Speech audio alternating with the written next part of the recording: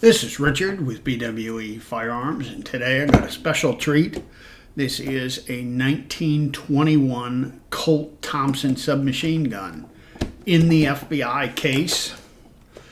And if you open up the case, we have the full assortment. We've got a drum, 50 round drum. This is not the original drum. 5 20 round magazines. This magazine, I think it's this one, is an actual 1921 magazine. And in here we have the Thompson. I'm going to slide this around. And I need to be careful because this case will tip over when I take this gun out of it. Because this gun weighs a ton. Take the butt stock out. And I'm going to close that just so I don't have to fight with that. So let's take the magazine out. That can sit here.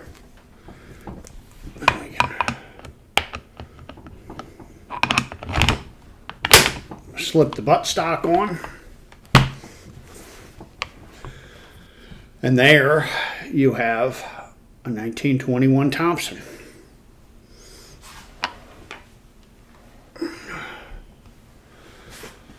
The 21 is very similar to the 28. Differences are the cocking knob. This is much smaller and thinner on the 21 than the 28. And the tab that goes back here is much thinner. They tend to break. And there's no replacements for these. You break it, you're screwed. You just lost a whole bunch of value on your Thompson.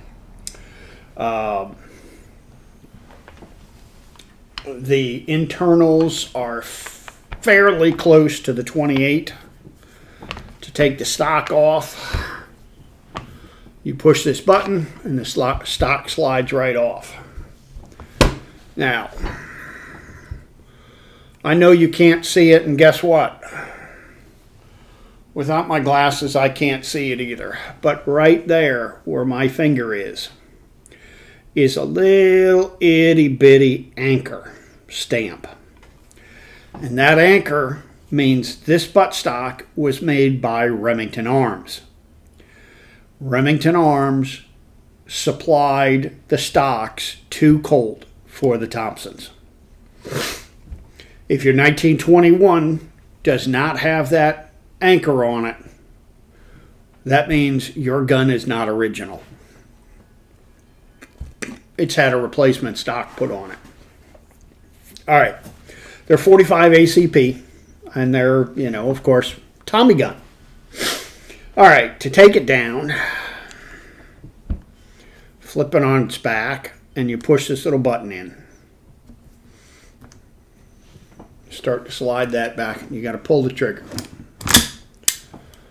And the grip comes off. On here you have full auto, semi-auto, fire, and safe. And these early guns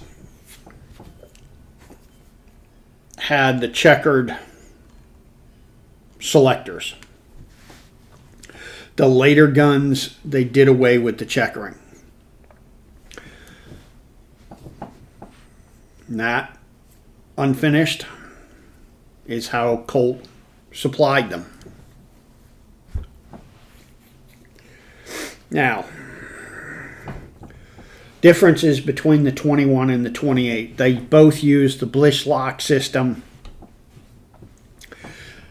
The 21s had this spring configuration in it, which is a huge spring. The 28s had a much smaller diameter spring in them. So, if you push this down, you can get your fingers on there and get the oiler out of the way. And that spring and plunger comes out. And I'm very scared about breaking this gun because I can't afford it. You just slide the bolt back and the bolt lifts up. This is not a fixed firing pin gun. It's open bolt, but it's not fixed firing pin. Here's your hammer right here. And I don't know if you'll be able to see that, but when that presses in, the firing pin comes out. Yeah, I doubt you can see that, but that is so you don't have out of batteries. Now, once you got that out, you slide the cocking knob forward, pull out the Blish lock, slide the lock back, pull it out, and that's stripped. That's field stripped. You don't need to strip it any more than that. Okay, when I was saying these are thinner, this here is thin. The 28s had another piece down here that was kind of a trapezoidal shape, and it came down almost down to here.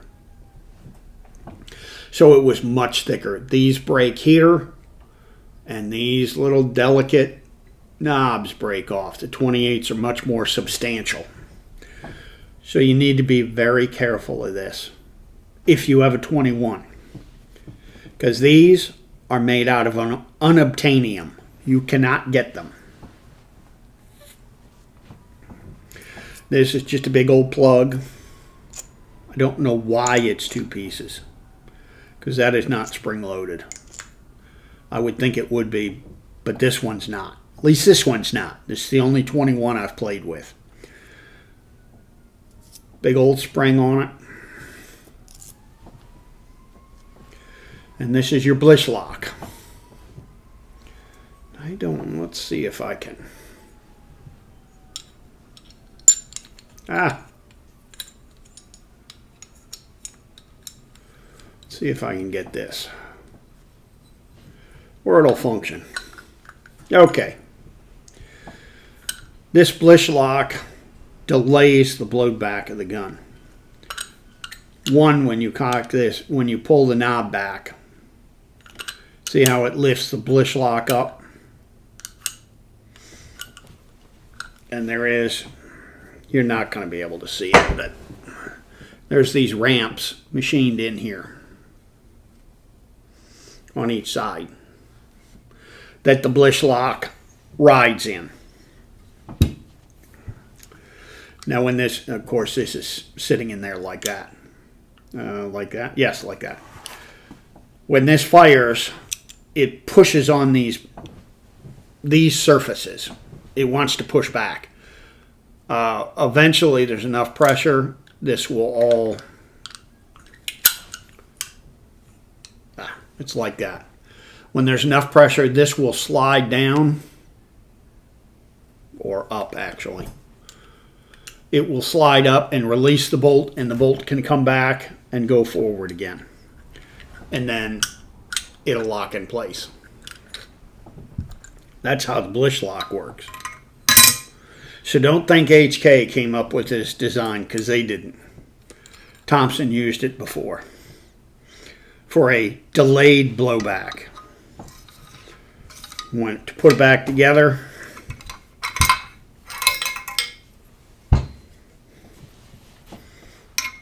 You stick that through the hole, slide it forward, and then it lines up, and you can drop the Blish lock in. Now the Blish lock, I don't know if you can see it, but right here it says up, and it's got an arrow pointing forward. So that up should face up when you're looking at it like this. And the arrow should point forward. So you just take that, and that Blish lock drops right in. Slide that back.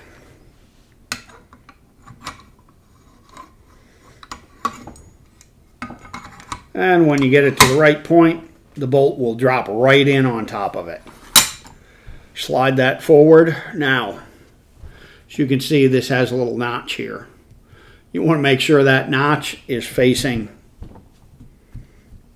down when it's like this. So it's actually facing the underside of the top of the receiver. So you stick the spring in the hole, and you make sure you don't kink the spring. And you just slip it into place. Then take your lower, slip it down on, and it's locked in place. You put your stock on. Now you can cock it, and if you hold your, it's typical open bolt. You hold your finger on there, and it'll just run. Unless it's on semi. And I don't know why you would have it on semi. I gotta cock it to put it on semi. There we go. Now it's on semi, it'll stop every time. But that's just stupid. Why would you have a Thompson on semi? But this has the vertical foregrip. Some of the, I don't know about the 21s, some of the 28s had the vertical foregrip. The M1, M1A1s are known for the vertical foregrip and non-fin barrel. Yeah, I have a 21. Hang on. Let me grab this 21. Or M1. 21. Getting everything confused.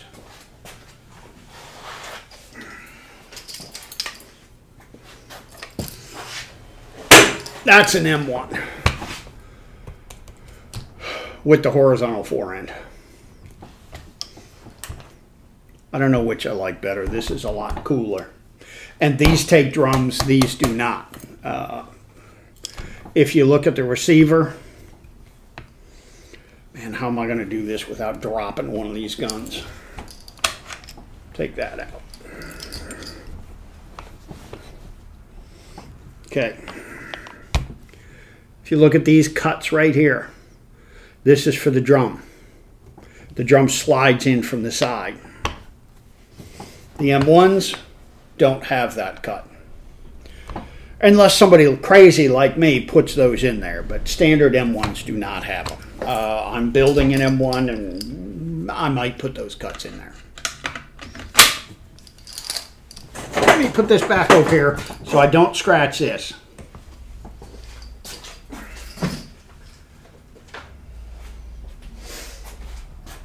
What else about the 21 and the 28? Some of the markings on the compensators, I believe, are different. I am not a huge Thompson aficionado. I know what makes them tick. I know how they work. But I don't know what should have what markings and what should not have what markings and what should have what barrel and what should not have what barrel. I know enough to be dangerous. But I can work on them.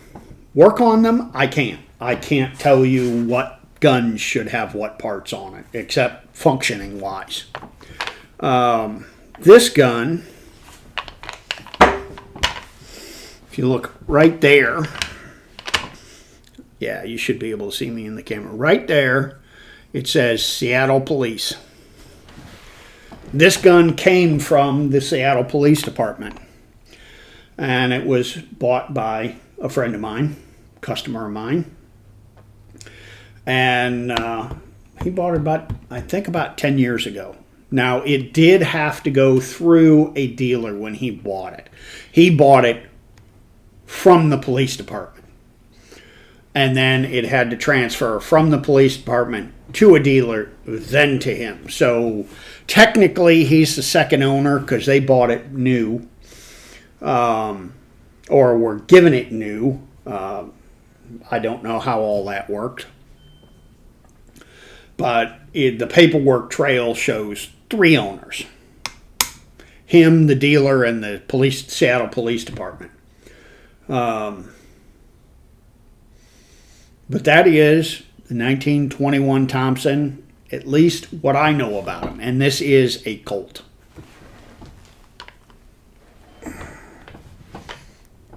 Right there, it says Colt. Beautiful blue. And this gun, I believe, is coming up for sale. He's thinking about selling it. So if anybody's interested, you're welcome to, reach out to me. It's not cheap, that's for damn sure. So I think right now they're going for about $60,000, the 21s, with all matching parts. So if you got an extra, or not, an extra, if 60 grand, I think they're going for. If you got an extra 60 grand laying around and you're not doing anything with it, you might want a 21 Thompson. I'd love it, but I'm afraid to shoot it because I'm afraid I'd break it. This gun, and that's why he's selling it. Or thinking about selling it. He's afraid to shoot it because if he breaks it, he's screwed. But I hope you enjoyed this. I hope you liked the Thompson. I sure hell do. Let's put her back in her box.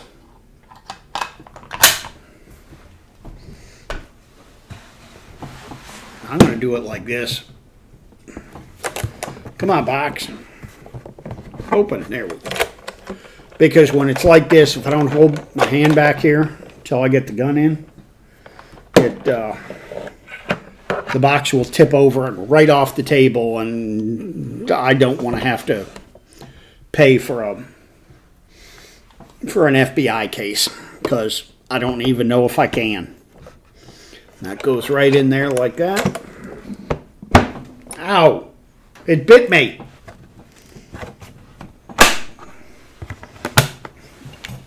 And close the 8 million latches.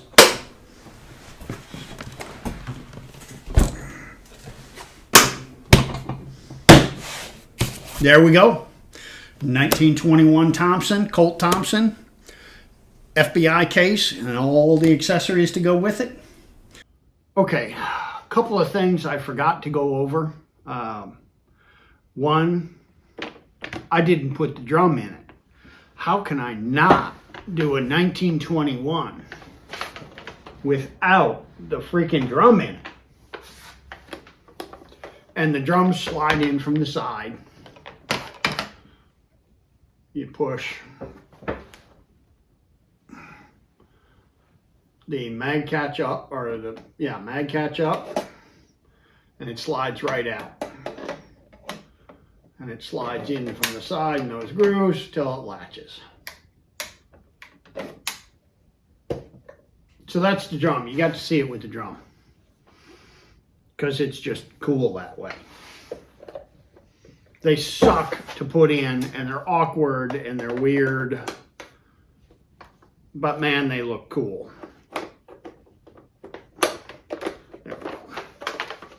Tell me that doesn't look cool. So, take the drum out, get the drum out of the way. And like I said, that's not an original drum.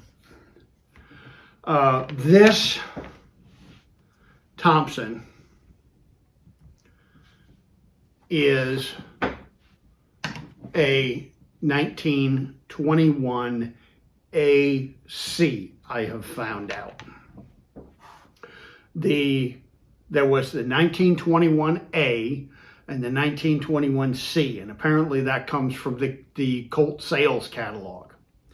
The 1921A did not have a compensator. It was like this. It just had the barrel come out and front sight, no compensator. The 1921 ACs had the compensator on. This is Richard with BWE Firearms, and I hope you like and enjoyed this video and learned something along the way. With this year, 2021, with me getting stage 4 colon cancer, diabetes, and neuropathy in my hands and feet, it's getting harder and harder to work. And I have come to realize my own mortality. Because of that, I realized that if I don't get this information out of my head and into videos or into other people's heads, I will take it to the grave with me, and that does nobody any good at all. If you would, please like, share, subscribe, and comment to the video. It helps me with the algorithms. And if you would like to support my efforts in doing these videos, please go to my website, bwefirearms.com, and in my shopping cart, I have an item in there where you can donate money to my efforts. And 97% of the money will go directly to me doing these videos. 3%, of course, will go to the credit card company. I will, take $1. I will take $1,000. Whatever you feel like donating, I would greatly appreciate it, and it will help me get this stuff done. You have a nice day, and we will see you in the next video.